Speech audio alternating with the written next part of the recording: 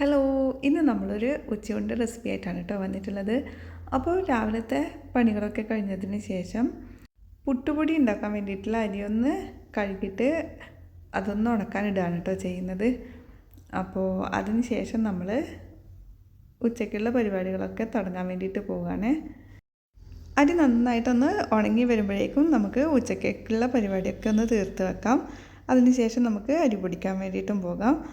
അപ്പോൾ ഇന്ന് നമ്മൾ അവിയലാണ് കേട്ടോ ഉണ്ടാക്കിയെടുക്കുന്നത്. അപ്പോൾ അതിൻ്റെ കഷ്ണങ്ങളൊക്കെ ഒന്ന് കട്ട് ചെയ്തെടുക്കുന്നുണ്ട്.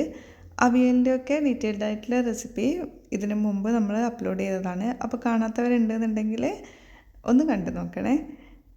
അപ്പോൾ കുക്കറിലേക്ക് കഷ്ണങ്ങളൊക്കെ ഒന്ന് ഇട്ട് കൊടുക്കുന്നുണ്ട്. നമുക്കിത് 2 വിസിലിനൊന്ന് വേവിച്ചെടുക്കാം കേട്ടോ. ചോറിനുള്ള വെള്ളം ഞാൻ ചൂടാക്കാൻ വെച്ചതിന് ശേഷമാണ് കേട്ടോ അവിയലിൻ്റെ കഷ്ണം മുറിച്ചിടാൻ വേണ്ടിയിട്ട് നിന്നിട്ടുള്ളത്. അപ്പോൾ കഷ്ണമൊക്കെ മുറിച്ചിട്ട് നമ്മൾ 2 വിസിലിന് ഇതൊന്ന് വേവിച്ചെടുക്കുകയാണ്. ആ ഒരു സമയം തന്നെ ചോറിൻ്റെ വെള്ളം നന്നായിട്ട് തിളച്ച് വന്നിട്ടുണ്ട്. ഇനി നമുക്കിതിലേക്ക് അരി ഇട്ട് കൊടുക്കാം. അപ്പോൾ അവിടുന്ന് ചോറായിക്കോളും, നമുക്ക് കറിയുടെ പരിപാടികളും തുടങ്ങാം. അപ്പോൾ ഇങ്ങനെയൊക്കെ ആകുമ്പോൾ പെട്ടെന്ന് തന്നെ നമ്മുടെ പണിയൊന്ന് വേഗം തീർന്ന് കിട്ടും. അവിയലിൻ്റെ കഷ്ണം ഒന്ന് വെന്ത് വരുന്ന ആ ഒരു സമയം നമുക്കിതാ അതിലേക്കുള്ള തേങ്ങയുടെ അരപ്പ് കൂടി ഒന്ന് തയ്യാറാക്കി എടുക്കാം.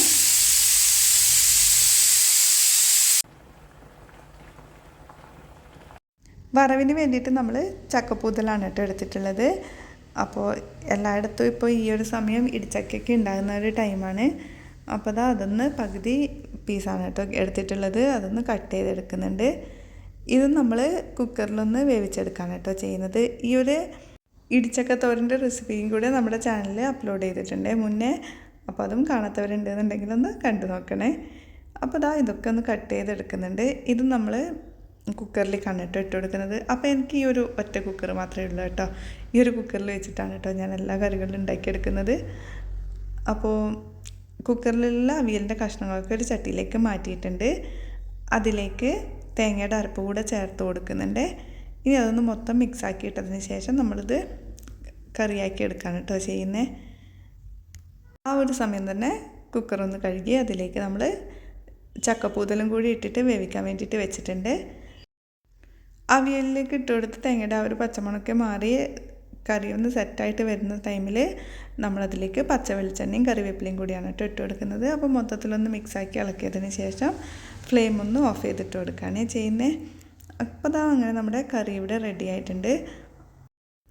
അതുപോലെ തന്നെ 2 വിസിലടിച്ചതിന് ശേഷം നമ്മൾ ആ കുക്കറും കൂടി ഒന്ന് ഓഫ് ചെയ്തിട്ട് കൊടുക്കുകയാണ് ചെയ്യുന്നത്. ചക്കപ്പൂതലിലുള്ള വെള്ളമൊക്കെ ഒന്ന് ഊറ്റിയെടുത്ത് അതൊന്ന് തണിയാൻ വേണ്ടിയിട്ട് മാറ്റി വെക്കുന്നുണ്ട്. അപ്പോൾ ആ ഒരു സമയം തന്നെ നമുക്ക് ചെമ്മീനും കൂടി ഒന്ന് ഫ്രൈ ചെയ്തെടുക്കാം. ചക്കപ്പൂതൽ നന്നായിട്ട് ചൂടാറിയതിന് ശേഷം നമ്മളതൊന്ന് ഉടച്ചിട്ട് കൊടുക്കുന്നുണ്ട്. അതായത് കൈ വെച്ചിട്ടൊന്ന് പിച്ചിയെടുക്കുകയാണ് ചെയ്യുന്നത്. അതിന് ശേഷം ഒരു ചട്ടിയിലേക്ക് വെളിച്ചെണ്ണ ചൂടാകാൻ വെച്ചതിന് ശേഷം അതിലേക്ക് കടുക്, കറിവേപ്പില, ഉണക്കമുളക്, വെളുത്തുള്ളി ഇതൊന്ന് മൂത്ത് വരുന്ന സമയം നമ്മൾ ചിക്കി എടുത്തിട്ടുള്ള ആ ഒരു ചക്കപ്പൂതലും കൂടെ തന്നെ തേങ്ങയും കൂടി ഇട്ടിട്ട് ഒന്ന് മിക്സാക്കി എടുക്കുകയാണ് കേട്ടോ ചെയ്യുന്നത്. അപ്പോൾ ഇത്രയേ ഉള്ളൂ പരിപാടി. നമ്മുടെ ഇന്നത്തെ ഈ ഒരു ലഞ്ചും കാര്യങ്ങളൊക്കെ റെഡി ആയിട്ടുണ്ട്. ലഞ്ചും കാര്യങ്ങളൊക്കെ റെഡി ആയതിന് ശേഷം നമ്മൾ മുറ്റത്ത് ഉണക്കാനിട്ടിരുന്ന ആ ഒരു അരിയും കൂടി ഒന്ന് പാക്ക് ചെയ്തെടുത്ത് വെച്ചിട്ടുണ്ട്. അതിനിപ്പോൾ ഒന്ന് മില്ലിൽ കൊണ്ടുപോയിട്ട് പൊടിച്ചെടുക്കുകയാണ് കേട്ടോ ചെയ്യുന്നത്. അപ്പോൾ പിന്നെ തോന്നി നമുക്കിന്നൊരു പൊതിച്ചോറ് ഉണ്ടാക്കിയാലോ എന്ന്. അപ്പോൾ ഈ ഒരു കറികളൊക്കെ വെച്ചിട്ട് ഈ ഒരു ഇലയിൽ നിന്ന് പൊതിച്ചോറ് ഉണ്ടാക്കി അവിടെ പൊതിഞ്ഞ് വെക്കുകയാണ് കേട്ടോ ചെയ്യുന്നത്. അപ്പോൾ മില്ലിലൊക്കെ പോയി വന്നതിന് ശേഷം നമുക്കിത് എടുത്ത് കഴിക്കാം. എന്നും നമ്മൾ പ്ലേറ്റിലല്ലേ കഴിക്കാറ്. അപ്പോൾ ഇടയ്ക്കൊക്കെ ഇതേ രീതിയിലൊന്ന് ഉണ്ടാക്കി എടുത്തിട്ട് നോക്കണം കേട്ടോ, നല്ല ടേസ്റ്റാണ്. അപ്പോൾ ഒത്തിരി കറിയൊന്നും വേണ്ട, ഇതേപോലെ ഇത്തിരി മാത്രം മതി, എന്നാലും കഴിക്കാൻ നല്ല ടേസ്റ്റായിരിക്കും കേട്ടോ. അപ്പോൾ ഇന്നത്തെ നമ്മുടെ ഈ ഒരു പൊതിച്ചോറ് ഇവിടെ റെഡിയാക്കി എടുക്കുന്നുണ്ട്. അപ്പോൾ ഇന്നത്തെ ഈ ഒരു വീഡിയോ എല്ലാവർക്കും ഇഷ്ടമായിരുന്നുണ്ടെങ്കിൽ ലൈക്ക് ചെയ്യാനും അതുപോലെ തന്നെ സബ്സ്ക്രൈബ് ചെയ്ത് സപ്പോർട്ട് ചെയ്യാനൊന്നും മറക്കരുത്. അപ്പോൾ കൂടെ തന്നെ ഒരു മുട്ടയും കൂടി ഒന്ന് പൊടിച്ചിട്ട് എടുത്ത് വെക്കുന്നുണ്ട് കേട്ടോ. അപ്പോൾ ഇത്രയേ ഉള്ളൂ പരിപാടി. ഇനി നമുക്കിതൊന്ന് പൊതിഞ്ഞ് വെക്കാം കേട്ടോ. ഇനി ഞാൻ ഇതൊന്ന് ഓപ്പൺ ചെയ്യുന്ന വീഡിയോയും കൂടി ഇതിലേക്ക് ഇട്ട് കൊടുക്കുന്നുണ്ട്.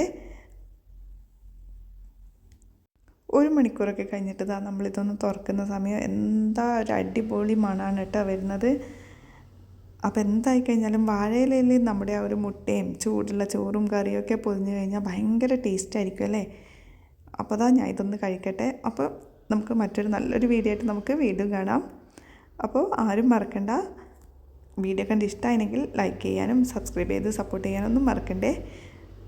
താങ്ക്